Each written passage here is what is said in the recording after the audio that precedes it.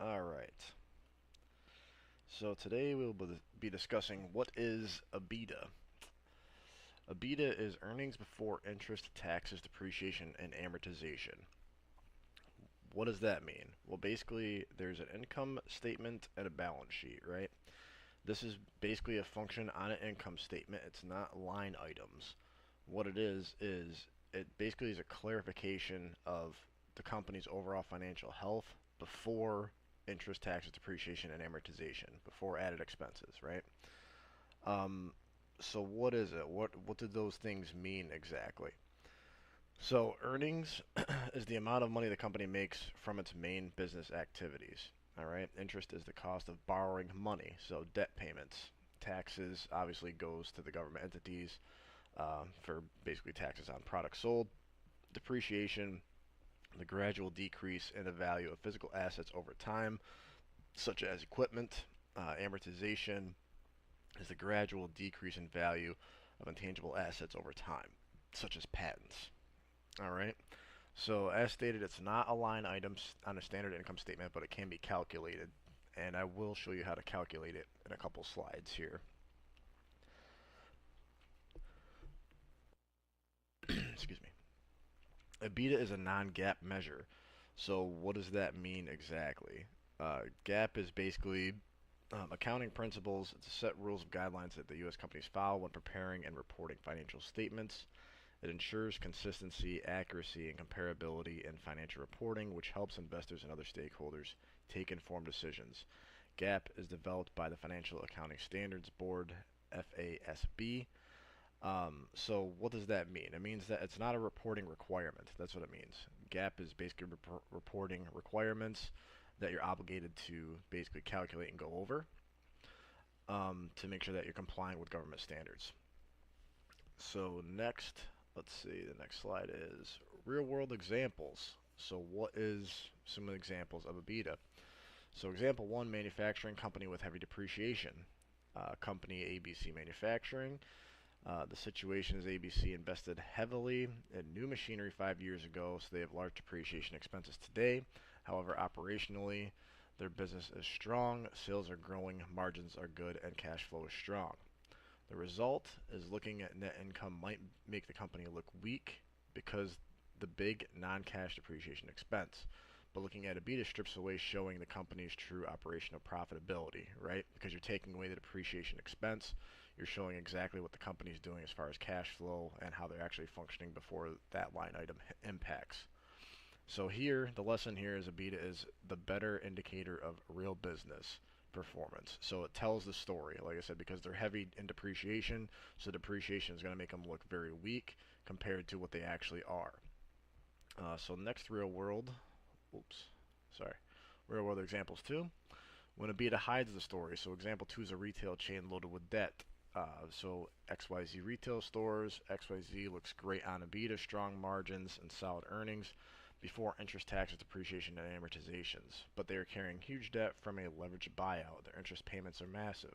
So what does that mean? Results, EBITDA makes them look profitable, but after paying interest, they're barely breaking even or even losing money.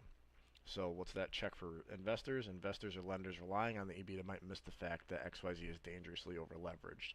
Here EBITDA hides the real financial risk.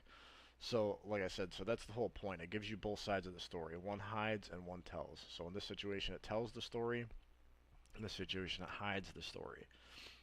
So, quick summary. EBITDA tells the story, right? On the tells the story side, it's high depreciation or amortization expenses make net income look weak but cash flow strong. Company has one-time non-cash charges, e.g. write-downs, good for comparing operational efficiency across companies.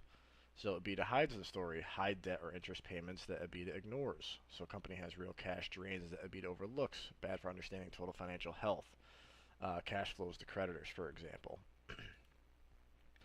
So EBITDA can be calculated in two ways. Let's calculate EBITDA real quick. So starting with net income, EBITDA equals net income, interest expense, plus taxes, plus depreciation, plus amortization. All right, if you're starting with operational income, then those a couple of those items are already considered. So the EBIT, so EBITDA is operational income plus depreciation and amortization, because in theory, net income, interest expense, and taxes are already considered, which would equal your operational income depending on how they have the statement set up or the balance sheet structured. So starting with net income, this is an example of the calculation. So if you're starting with net income of 120,000, your interest expense is 15,000, taxes are 30,000, depreciation is 20,000, your amortization is 5,000. So the formula, as stated prior, is EBITDA net income plus interest expense plus taxes plus depreciation plus amortization. So if you plug it in and you add all those line items together, 120,000 plus 15 plus 30 plus 20 plus 5, your EBITDA is 190 in total. All right. So next, EBITDA calculated with operating income, which obviously, like I said, we did net income in the last slide. This one is operating income. So operating income is 160,000 plus your depreciation of 20 plus your amortization of 5. As shown in the formula below, operating income plus depreciation plus amortization. So like I said, that's basically your function. Your total would be 185,000. 160 plus 20 plus 5 equals the 185. So like I said, I mean, those are basically your overall what is EBITDA used for, how it looks, and I'll actually go over the slide because I missed it. I apologize. My down button, I got a little carried away. So I'll cover what EBITDA is used for, and like I said, then you can actually see that transparent in the calculation. So EBITDA is used for analysis and comparisons. It's a tool used to analyze companies' operating performance focused on cash flow generating from core business activities. So it's basically just a cash flow metric, basically, that you can use to measure that. So on a good example or an input method for EBITDA, it strips away the noise like financing decisions, interest, tax strategies, taxes, and accounting choices, depreciation, and amortization, so you can see the raw earning power of a company's everyday operations. Think of it like cleaning a window, right? Revenue is what's outside the window. A lot going on, but hard to see clearly. Net income is looking through the window, but with smudges such as debt, taxes, accounting policies cloud the view. So EBITDA is like wiping away all the noise, all the excess. You see the real operational health of the business. It's especially important when you're comparing companies across industries or countries with different tax laws. Keeping tax laws in mind is super important, by the way. Assessing how profitable the business model itself is without financially engineering hiding it. So like I said, so this is basically what it is. EBITDA more or less shows you your cash situation, how you look before your interest expense, taxes, depreciation, and amortization.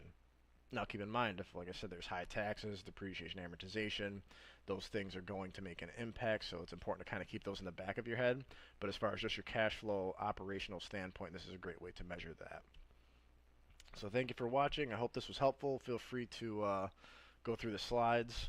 I will attach them if you so choose, or if you want this module, let me know.